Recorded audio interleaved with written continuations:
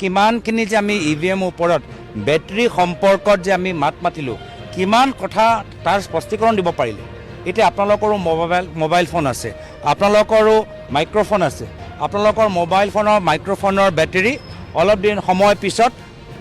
charge শেষ হৈ যায় কিন্তু আমিও জানিবলৈ বিচাৰোঁ যে ইভিএমৰ ভিতৰত এনেকুৱা কি বেটাৰী টেকন'লজি আছে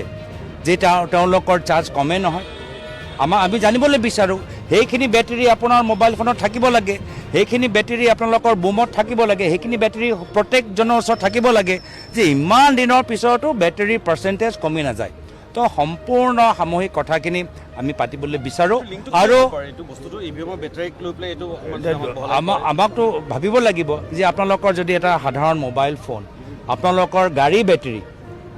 মোবাইল ফোন বাদ দিয়ক গাড়ী বেটাৰী যদি আপোনালোকে বেছি সময় ব্যৱহাৰ কৰে ষ্টেণ্ডিঙত ৰাখে তো গাড়ী বেটাৰী নাইকিয়া হৈ যাব পাৰে গাড়ী বেটাৰী ড্ৰেইন হৈ যায় কিন্তু ইভিএমৰ বেটাৰী আমি বহুতকেইটা আমাৰ মানুহবোৰ প্ৰতিনিধিসকল এতিয়া